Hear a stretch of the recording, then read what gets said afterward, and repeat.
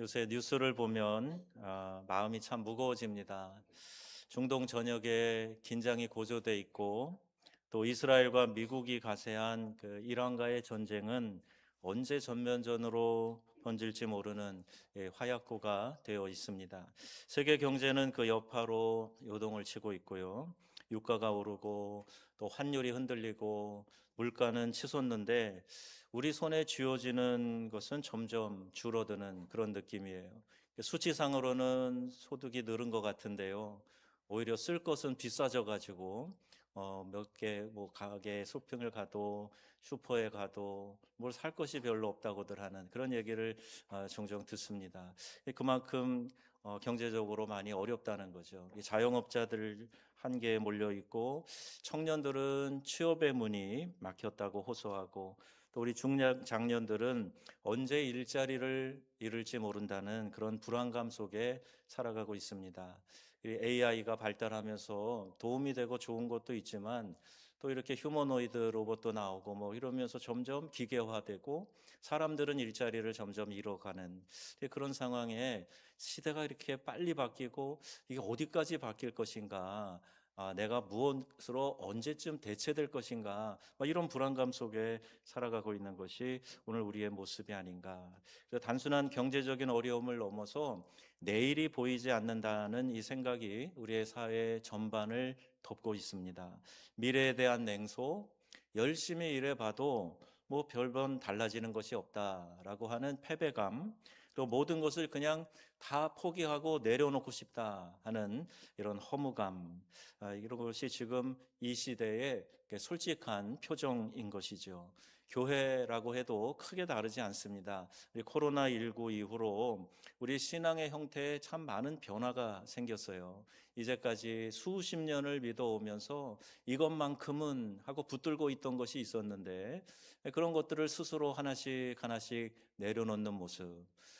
성도들 개개인에게는 그게 큰 게 아닌 것처럼 보여도요. 목회를 하는 저의 입장에서 보면은 여러 성도들의 그런 많이 달라진 모습들이 이렇게 보여지고 야 이러다가 이 신앙을 다 까먹으면 어떡하는가 하는 그런 불안함마저도 생기는 것이 사실입니다. 닫힌 문이 있고 마치 쇠사슬에 매여 있는 것 같은 그런 답답한 상황들도 있습니다. 그래서 저는 오늘 이 사도행전 12장의 말씀을 다시 들고 섰는데요. 우리가 위기라고 이렇게 이야기를 해요. 오늘 제목처럼 위기의 때에 기도하는 성도들인데요. 위기라는 말은 아시는 것처럼 위험과 기회의 합성어입니다. 분명히 위험한 상황이에요. 그러나 이 상황은 또 다른 기회를 우리에게 제공한 것이다. 자, 이렇게 이야기하기 때문에 위기는 언제나 위험이면서 동시에 또 다른 새로운 기회를 우리에게 제공해 왔던 것이죠. 오늘 우리가 이 본문 앞에서 발견할 기회는 무엇인가? 위기는 알겠는데 그러면 말씀 안에서 어떤 기회를 잡아야 된다는 것인가? 우리를 진정한 기도로 이끄시는 하나님의 초청이 오늘 이 말씀 가운데 나오고 있습니다. 먼저 사도행전 12장 이 본문의 배경을 좀 우리가 이해해야 하는데요. 헤롯 아그리파 1세예요. 헤롯 대왕의 손자입니다.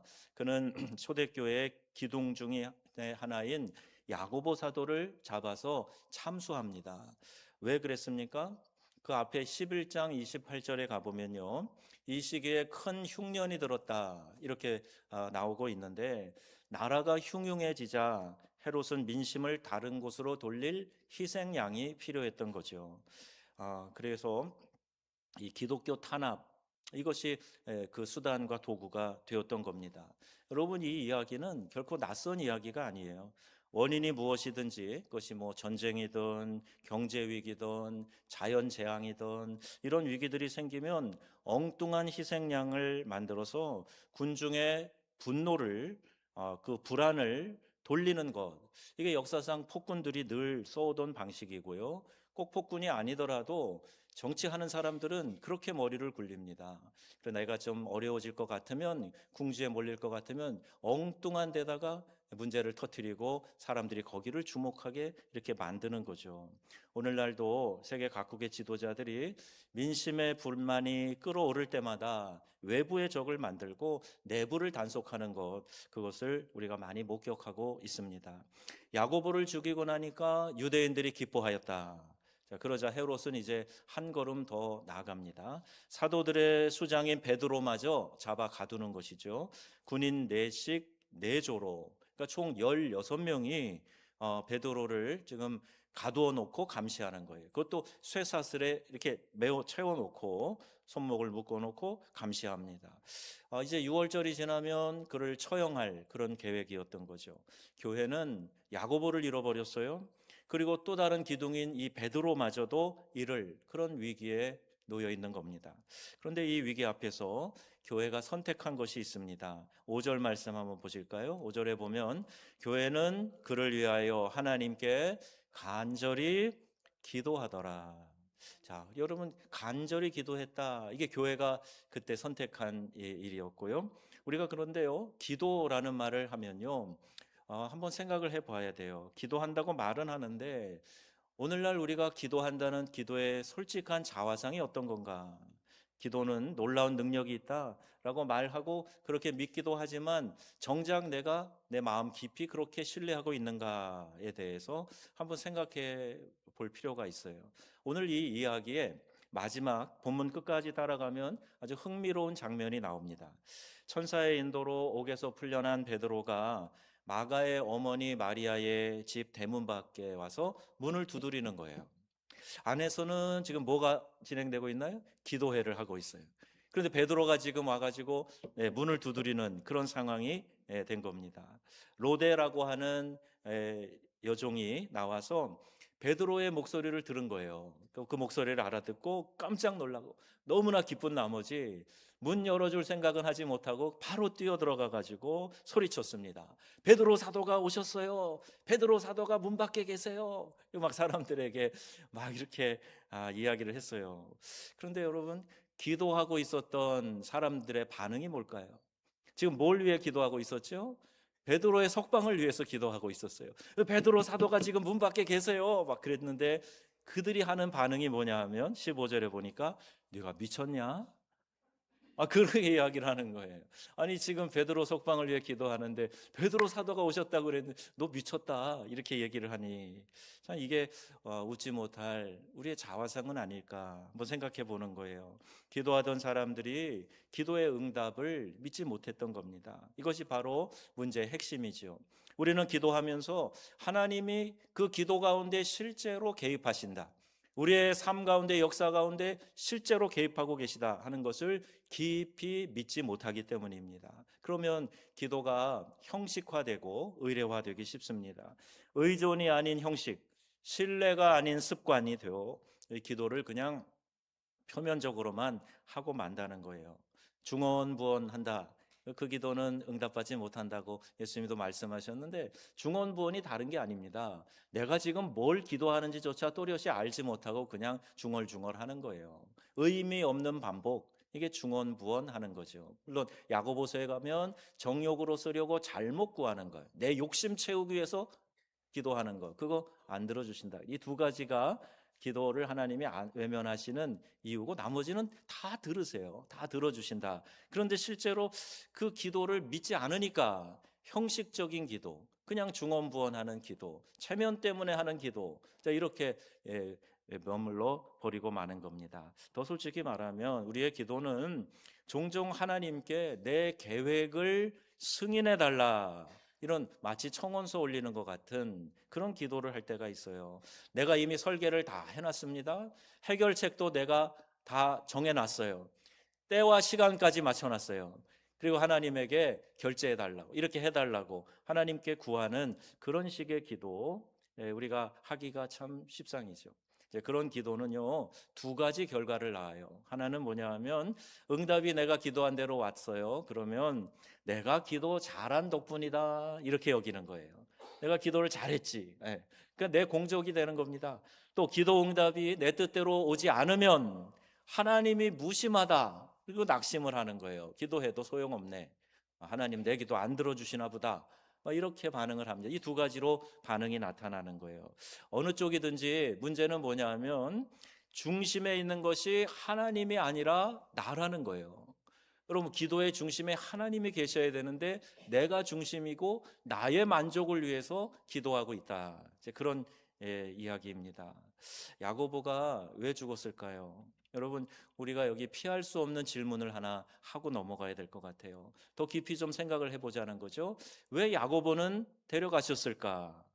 여러분, 이제 목회를 하는 저 같은 사람은요, 여러 사람들의 죽음 마지막 순간들을 보면서 때로는 이해가 안 되는 죽음이 있어요. 하나님, 왜 이 사람을 이렇게 빨리 데려가셨어요? 하나님, 이 사람이 정말 유익한데 왜 이렇게 먼저 불러가셨어요? 이런 생각이 들 때가 있거든요. 그런데 여러분, 한번 생각해 보세요. 야고보는 예루살렘 교회 기둥 같은 사람이에요. 어떻게 보면 베드로보다도 더 사람들의 존망, 그 신뢰 이런 걸 받고 있던 그런 지도자가 야고보인데 하나님 데려가셨단 말이에요. 그럼 왜 그러셨을까? 그런데 베드로는 살아났거든요. 감옥에 갇혀서 죽음 직전까지 갔는데 자기 발로 그 감옥 문을 박차고 걸어 나오지 않았습니까? 왜 그랬을까? 왜 야고보는 기도에도 불구하고 죽었는가? 야고보를 위한 기도가 덜 간절했는가? 야고보 살려달라고 기도했던 사람들의 숫자가 10명 부족했는가? 무슨 생각을 한번 여러분 하고 계시는지 한번 여러분 마음을 한번 이렇게 점검을 해보세요. 그 야고보를 사랑하는 사람이 없었던가? 아니죠. 그렇게 만약에 생각을 한다면 오늘 우리 주변에 발생하는 많은 일들 가운데에도 우리가 정확히 답을 찾기 어려운 일들이 참 많이 발생을 합니다. 지금 중동에서 민간인들도 많이 폭격에 의해서 사망하고 있어요. 그 중에는요, 아마 기도하는 사람들도 있었을 겁니다. 경제적 벼랑 끝에서 모든 것을 잃은 분들 중에도 어쩌면 기도하는 사람도 그 안에 포함되어 있을 수도 있어요. 그분들의 기도가 틀렸습니까? 그분들의 믿음이 부족해서 그렇습니까? 이 질문이요, 우리를 몰아붙이는 거예요. 기도가 응답의 보장이라면 야고보의 죽음은 어떻게 설명할 건데요? 여기서 우리는 복음이 필요한 겁니다. 자, 이제 베드로가요, 잠을 자요. 그런데 이 잠은요, 그가 복음의 확신을 가지고 있다 하는 것을 설명해 주고 있어요. 6절을 다시 한번 보겠습니다. 6절에 이런 말씀이 있어요. 헤롯이 그를 끌어내고자 하는 그 전날 밤에 베드로가 두 군인 틈에서 두 쇠사슬에 매여 누워 자는데, 자, 내일이면 처형입니다. 쇠사슬이 두 손목을 이렇게 묶고 있어요. 군인들이 양 옆에서 지키고 있습니다. 그런데 베드로는 편안히 잠을 자고 있는 거예요. 이것은요, 수양으로 이렇게 만들어낸 평정심이 아닙니다. 내가 이렇게 수양을 잘 쌓고 그러면 어떠한 주변에 이제 문제가 일어나도 풍랑이 일어나도 동요치 않는다. 그런 게 아니에요. 어떤 종교에서 말하는 이런 수양 이런 거 아닙니다. 그렇게 될 수가 없어요.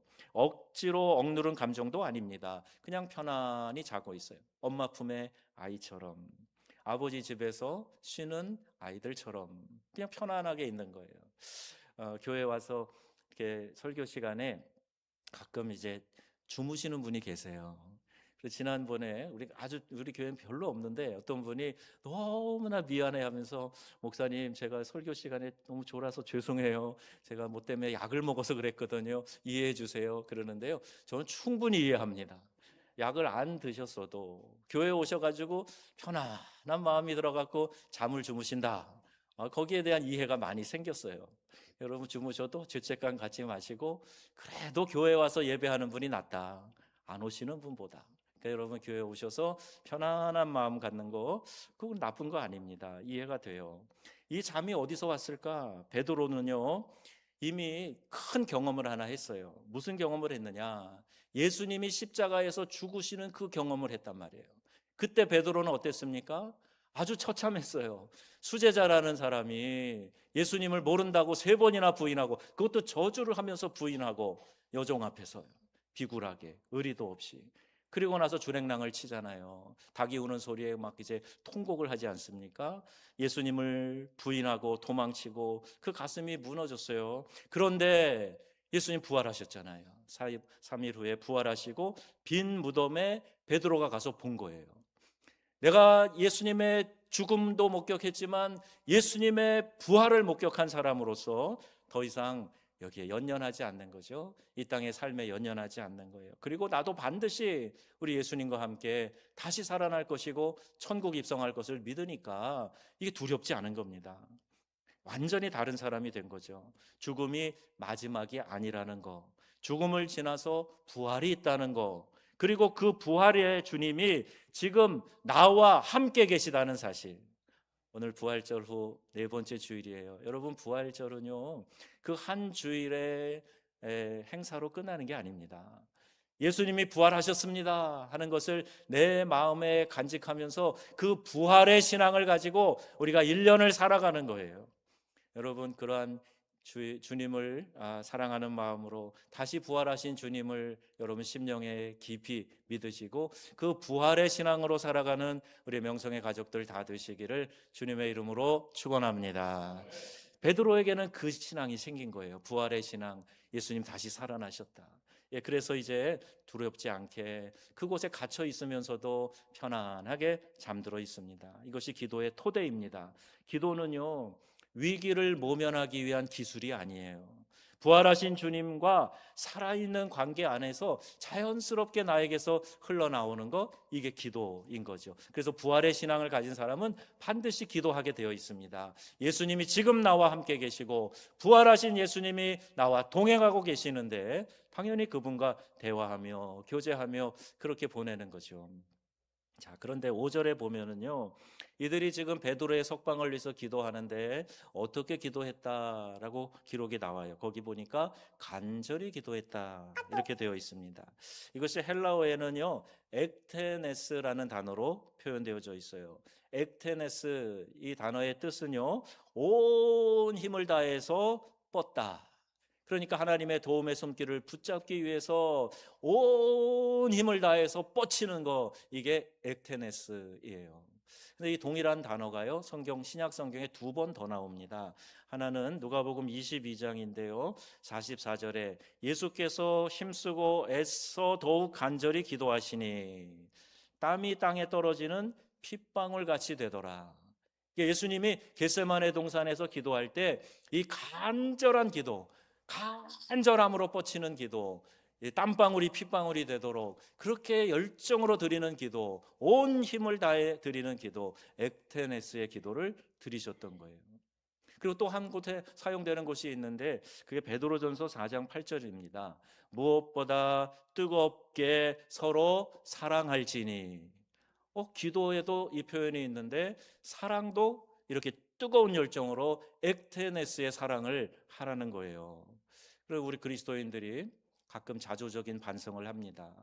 내가 좋아하는 사람만 사랑하고요, 나를 인정하고 사랑해 주는 사람만 사랑하고요. 여러분, 이런 것은, 이런 선별된 사랑은 액테네스의 사랑이 아니에요. 하나님이 우리에게 보여주신 사랑, 모든 사람을 향한 하나님의 사랑, 심지어는 우리가 아직 죄인 되었음에도 불구하고 우리를 위하여 예수 그리스도를 대신 죽게 하신 하나님의 그 사랑, 그걸 우리에게 명하고 계시는 거예요. 무엇보다도 뜨겁게 서로 사랑할지니, 이런 액테네스의 사랑을 하라고 우리에게 말씀하고 있습니다. 즉 뜨거운 집중과 끈질긴 꾸준함, 이것이 기도에도 필요하지만 우리의 사랑에도 필요하다 하는 것을 알 수가 있는 거죠. 그러나 이러한 간절함의 핵심은 기도의 강도가 아닙니다. 기도의 대상인 것이에요. 내가 뜨겁게 기도한다고 해서 왜 목이 다 쉬고 이 성대가 다 나가고 터지도록 그렇게 기도해야만 그게 간절한 기도냐? 그게 아니고요. 기도의 대상이 명확하고 그분을 절대적으로 철저히 신뢰하는 상태에서 그분에게 기도하는 것을 말해요. 그들은 하나님께 기도했습니다. 구체적으로 죽은 자 가운데서 예수를 살리신 그 하나님께 부활의 신앙을 가지고 기도했던 거예요. 기도는 하나님을 내 계획으로 끌어들이는 거예요. 내 계획으로 초대하는 그런 게 아닙니다. 기도는 내가 하나님의 계획 안으로 들어가는 거예요. 이게 기도인 것이죠. 하나님은 내가 기도한 방식대로만 응답하시는 분이 아니에요. 더 좋은 길로, 최선의 방법으로 인도하시는 분이 우리 하나님이심을 믿습니다. 그래서 여러분, 우리의 기도는 헛된 기도가 하나도 없어요. 왜 내 기도한 대로 안 되냐? 왜 빨리 이거 전쟁도 종식되고 빨리 경제도 회복되고 빨리 건강도 회복되고 나아져야지 왜 기도한 대로 안 되냐? 왜 빨리빨리 안 되냐? 여러분, 그건 여러분이 세운 계획이지요. 하나님의 뜻과 계획은 다른 곳에 있을 수 있어요. 그런데 그 길은 더 좋은 길로, 더 선한 길로, 더욱 최선의 방법으로 우리에게 응답해 주시는 좋으신 우리 하나님 아버지이심을 믿으시기 바랍니다. 야고보는 죽었지만 그것은 하나님의 실패가 아니었어요. 하나님은 야고보를 다른 방식으로, 더 온전한 방식으로 사용하셨고 그것으로 영광을 받으셨습니다. 여러분, 사도 요한을 제외하고 다른 모든 사도들이 다 순교를 당해요. 그러면 그들은 실패한 겁니까? 하나님의 계획은 무산된 겁니까? 조금 빨리 순교를 당한 사람, 야고보처럼 빨리 이렇게 순교를 당한 사람도 있고 또 천천히 나중에 생명을 들인 사람도 있는데, 그럼 그들은 하다가 실패하고 거기서 끝난 겁니까? 아니라는 거예요. 여러분, 그 순교의 피를 받으셔서 그 땅에 그리스도의 놀라운 역사를 일으키신 거, 이게 하나님이 하시는 일이라는 말이에요. 내가 육신으로는 실패처럼 보이나 그걸 통해서 하나님이 하실 일이 있다는 것을 여러분 기억하셔서 더 크시고 놀라운 계획으로 인도하신 하나님을 여러분 믿음의 눈으로 바라보시기를 바랍니다. 내 눈이 다치면 안 보여요. 그냥 당장 내 눈 앞에 있는 것만 보고 거기에 그냥 전전긍긍하며 살아갑니다. 자, 하나님은 어떻게 인도하시는가 보세요. 7절을 한번 보십시오. 호련히 주의 사자가 곁에 서서 옥중의 광채가 비추어 베드로의 옆구리를 쳐 깨워 이르되 급히 일어나라 하니 쇠사슬이 그 손에서 벗어지더라. 여러분, 이 문장을 보면요 조금 묘한 순서가 있습니다. 천사가 급히 일어나라 말했는데 베드로가 이미 일어나기도 전에 이미 쇠사슬이 다 풀어져 버렸어요. 마치 하나님이 더 급하신 것처럼. 여러분, 어디 막 급히 갈 때요 아이들 막 흔들어 깨우는데 이미 그 아이가 지고 갈 책가방하고 먹을 간식통하고 엄마가 다 들고 있고 야 일어나 일어나 그럴 때가 있는 거죠. 꼭 그 모습이에요. 하나님이 더 급하신 것 같아요. 여러분, 아브라함 이야기로 가볼까요? 이삭을 제단에 놓고 바치라 그럴 때 아브라함이 주저없이 순종하려고 하고 칼을 쳐들었을 때 하나님 어떻게 하셨어요? 그의 사자로 아브라함아 아브라함아, 그리고 급히 막으시는 그 하나님의 급하신 마음처럼 느껴지는 거예요. 모리아산에서 아들을 드리려고 할 때도 조금도 주저없이 실행하려고 할 때 아브라함에게는 분명한 확신이 있었어요. 내가 100세가 돼서 얻은 자식이지만 하나님이 나에게 하늘의 별처럼 바다의 모래처럼 자손이 많아지게 하겠다 약속하셨기 때문에 우리 좋으신 하나님은 반드시 이루어 주실 것을 내가 믿습니다. 그런 믿음을 아브라함 가졌던 거죠. 하나님이 더 급하셨어요. 그를 막으십니다. 그 아이에게서 손을 대지 말라. 그렇게 외쳤던 여호와의 사자처럼 위기의 순간 황급히 달려오시는 하나님이 계시다는 거예요. 시편 기자는 이것을 이렇게 노래합니다. 시편 116편 16절 말씀이에요. 여호와여 주께서 나의 결박을 푸셨나이다. 하나님이 내 결박을 풀어주셨다는 거예요. 여러분, 무엇에 묶여 있으십니까? 어떤 분들은 경제적인 문제일 수도 있지만 감정의 문제, 미움의 문제, 또는 관계의 문제, 실패 때문에 낙심해서 이런 사슬에 꽁꽁 묶여 있을 때 하나님이 더 급히 우리에게 다가오셔서 우리를 건져주시고 그 모든 결박을 풀어주시는 좋으신 하나님이심을 믿습니다. 그래서 우리가 예배하며 그 하나님을 찬양하는 거예요. 베드로는 첫째 초소, 둘째 초소 지나 밖으로 나온 후에야 정신이 들어요. 꿈인지 생신지 알 수 없었다. 자, 이렇게 고백하고 있어요. 여러분, 이 해방은 교회가 계획한 방식이 아니었습니다. 하나님은 그들이 상상하지 못한 방식으로 일하셨던 거예요. 1973년, 지금부터 한 반세기 전에 10월 6일 이스라엘의 가장 거룩한 명절이 있는데요. 그 대속죄일입니다. 욤 키푸르, 욤이라는 말은 날이라는 뜻이거든요. 그 대속죄일, 그날에 어떤 일이 일어났냐면요, 이집트와 시리아가 기습 침공을 감행했어요. 이스라엘 군이 완전히 허를 찔렸습니다. 전선은 무너졌고 탱크들이 불타올랐고 국가의 전망이 흔들렸습니다. 당시 총리였던 골다 메이어는 훗날 회고록에 이렇게 썼어요. 나는 살아오면서 그렇게 철저히 혼자라고 느낀 적이 없었다. 우리가 할 수 있는 것은 아무것도 없는 것처럼 보였다. 그 절체절명의 순간 이스라엘 전국 회당에서는 욤 키프루 예배를 드리던 유대인들이 기도를 멈추지 않았습니다. 전쟁이 났는데 포화 소리가 옆에서 나고 막 무너져 내리고 신음소리가 나는데 그런데도 그들은 기도하고 있었어요. 여러분, 전황이 기적처럼 역전됩니다. 군사 전문가들이 지금도 설명하기 어렵다고 하는데 이 반전을 두고 이스라엘 사람들은요, 지금도 욤 키프루의 기적이라고 이렇게 부르고 있어요. 저는 오늘 이 이야기를 꺼내는 것이 하나님이 이스라엘 편이라거나 혹은 전쟁을 승인하셨다거나 이런 의미가 아닙니다. 전혀 다른 이야기예요. 제가 주목하는 것은 한 가지예요. 가장 깊은 위기의 순간에도 기도를 멈추지 않았던 사람이 있었다는 겁니다. 여러분 어떠시렵니까? 조금만 불안한 일이 일어나도 당장 기도를 멈추고 예배를 소홀히 하고 하나님과 거리 두기를 먼저 하고, 그럼 이것은 신앙의 방식이 아니에요.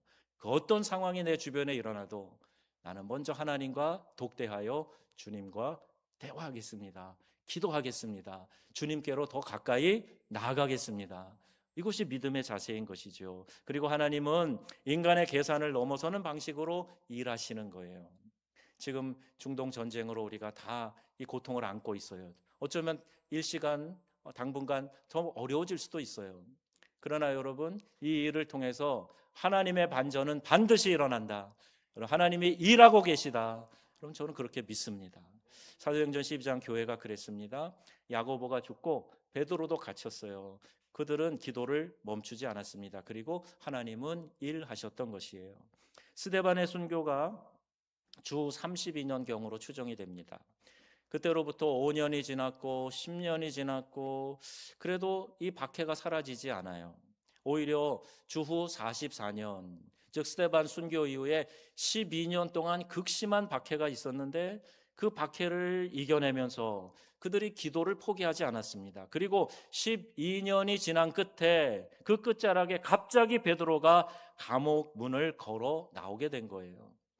우연이 아니죠. 여러분, 그동안 기도했던 사람들의 기도가 모여진 거예요. 기도하던 사람들은 그들은 자신이 더 크게 놀랐습니다. 여러분, 기도할 때 참 재미난 것은요, 기도하면 기도하는 사람 자신도 깜짝 놀라는 일이 일어나는 거예요. 와, 맞아. 내가 이걸 기도했었는데, 야, 그때 내가 이렇게 기도했었는데, 오히려 내가 잊어버리고 있는데 하나님이 그 기도에 응답하셔서 오늘 이렇게 역사하신 거. 지난주에 우리 한 집사님이 그래요. 직장을 이제 가까이 옮기셨는데 기도 응답입니다. 이렇게 저한테 문자로 보내셨어요. 그러니까 기도했다는 거죠. 하나님 기도를 들어주시는 거예요. 여러분, 하나님은 우리의 작은 신음소리에도 놓치지 않고 귀 기울여 주시는 좋으신 우리 아버지 되심을 믿으시기를 바랍니다. 그 기도를 듣고 계시단 말이에요. 그러다 어떻게 보면은 나는 좀 시간이 지나서 잊어버렸는데 그 일이 내 앞에서 쫙 펼쳐질 때 기도한 사람마저도 깜짝 놀랄 일이 우리의 생애에 나타나게 된다는 거예요. 여러분, 이런 놀라운 기적이 저와 여러분 우리 명성의 가족들 위해 있기를 우리 주 예수님의 이름으로 축원합니다. 성경의 인물들을 보세요. 다니엘은 바벨론 그 총리 자리에 올라가서도 예루살렘을 향해서 하루 3번 창문을 열고 기도했어요. 그때 주변에 있는 사람들의 모함 때문에 왕이 조서를 내리죠. 이제부터는 왕 외에 다른 신에게 기도하면 안 된다. 그리고 거기에 도장을 딱 찍어서 그 어인 찍힌 것을 그 조서를 봤음에도 불구하고 다니엘은 계속 기도합니다. 사자굴에 던져졌어요. 그 순간에 하나님은 천사를 보내사 사자의 입을 틀어막습니다. 굶주린 사자의 먹잇감으로 던져줬는데 다니엘이 뜯겨 먹힌 것이 아니라 오히려 사자들이 냄새만 맡고 어쩔 줄 모르는 그런 상황이 발생을 한 거예요. 에스더, 민족의 멸절이라는 위기 앞에서 죽으면 죽으리라 선언하고 금식하고 기도한 후에 왕 앞으로 나아갔습니다. 그리고 문제가 해결이 되었어요. 엘리야는 갈멜산 꼭대기에서 땅에 엎구러 엎드려 이 얼굴을 무릎 사이에 놓고 간절히 기도를 했어요. 그리고 3년 6개월의 가뭄이 끝났습니다. 위기 앞에 이들은 한 가지 일을 했어요. 하나님께 간절히 부르짖어 기도한 거예요. 엑테네스의 기도, 그들이 하나님께 올려드렸던 거죠. 여러분, 기도해도 아무런 변화가 없고 오히려 상황이 더 어려워지고 있다고 해서 포기하지 마십시오. 하나님이 말씀하시기 전까지는 끝난 게 아니에요. 내 삶에 포기하고 던져버린 기도의 제목이 있다면 여러분 다시 붙드시기를 바랍니다. 우리는 하나님께 기도하고 있어요. 우리 본문에서 하나 더 놓칠 수 없는 중요한 사실은요, 기도는 혼자 하는 것이 아니라는 거예요. 함께 기도했다. 마가의 어머니 마리아의 집에 여럿이 모여서 베드로를 위해서, 교회를 위해서, 하나님 나라를 위해서 함께 간절히 기도했다는 거예요. 초대교회의 기도는 무엇보다도 공동체적 저항이었어요. 헤롯이 권력으로 교회를 압제할 때 교회는 기도로 응수했습니다. 이것은 단순한 종교 행위가 아니에요. 하나님의 통치를 선포하는 행위예요. 여러분, 이 나라의 위정자들을 위해서 기도해야 됩니다. 잘못된 법이 만들어지지 않도록 교회가 간절히 하나님 앞에 부르짖어 기도해야 되는 거예요. 그리고 함께 기도해야 합니다. 중동에서 전쟁의 포성이 들려오고 경제의 한파가 우리의 삶을 조여오는 이 시대에 우리 교회 공동체가 뭘 해야 되는가? 여러분, 함께 기도해야 됩니다. 그것은 이 세상의 모든 헤롯적 권력을 향해서 하나님이 다스리신다, 하나님이 함께 하신다 선포하는 행위이기 때문에 우리는 함께 모여 기도해야 하는 것입니다. 사랑하는 성도 여러분, 전쟁의 소문이 끝이지 않고 경제의 먹구름이 우리의 삶을 짓누를 이때에 지금 여러분 앞에 닫혀 있는 문은 어떤 것입니까? 쇠사슬처럼 나를 얽어매고 나를 꽁꽁 묶고 있는 것은 무엇입니까? 베드로는 그 밤에 잠들었어요. 내일 처형될 수도 있는데 잠들 수 있었어요. 그가 특별히 강한 사람이어서가 아닙니다. 비록 그가 연약하지만 바로 얼마 전까지만 해도 예수님을 3번이나 부인했던 그런 사람이었지만, 그러나 그는 부활하신 주님을 만났고 그 주님이 함께 계심을 알았던 거예요. 이 부활의 신앙이 우리를 강하게 만들어주는 겁니다. 주님이 오늘도 우리와 함께 계십니다. 임마누엘의 하나님, 우리와 함께 하시는 하나님. 그래서 한 가지 확신 있게 여러분에게 전할 수 있는 게 있어요. 기도하는 사람은 망하지 않는다는 거예요. 기도하는 그 한 사람을 하나님이 찾으시기 때문에, 기도하는 그 한 사람 때문에 기도의 파장이 퍼져가게 되고, 그 선한 영향력 때문에 그 공동체가 망하지 않는다. 이 민족도, 교회도, 가정도 마찬가지입니다. 기도하는 사람이 있으면 하나님은 붙들어 주시고 반드시 회복해 하실 것을 믿습니다. 우리의 기도는요, 하나님을 움직이는 레버가 아닙니다. 이미 우리를 위해 움직이고 계신 하나님 앞에 우리 자신을 내어드리는 행위가 바로 기도인 것이죠. 야고보처럼 다른 방식으로 응답하실 때도, 베드로처럼 이 땅에서 위기에서 건져내실 때도 하나님은 언제나 신실하시고 선하시고 하나님은 언제나 통치자의 위치에 계시다는 겁니다. 역사를 주관하시는 하나님께서 이 모든 것들을 이끌어 가실 줄로 믿습니다. 그러므로 우리는 기도해야 됩니다. 두려워서가 아니에요. 사랑받았기 때문에, 의무여서가 아닙니다. 아버지이시기 때문에, 그 아버지가 계시기 때문에, 기적을 보장받아서가 아니라 이미 우리 가운데 부활이 일어났기 때문에 우리는 기도할 수 있는 겁니다. 여러분, 간절히 기도하시기 바랍니다. 간절히 부르짖어 기도하시기 바랍니다. 위기의 때 기도하는 성도들은요, 기도로 하나님을 설득하려는 사람이 아니고요, 기도 안에서 이미 승리하신 하나님 앞에, 그 앞에 함께 엎드리는 사람이, 그 사람이 바로 위기의 때에 기도하는 성도들이고 하나님이 귀히 여기시는 사람들이에요. 위기의 때 여러분 함께 기도하시기를 바랍니다. 이 위기의 때 기도로 승리하는 우리 모두가 되기를 우리 주 예수님의 이름으로 축원합니다. 아멘.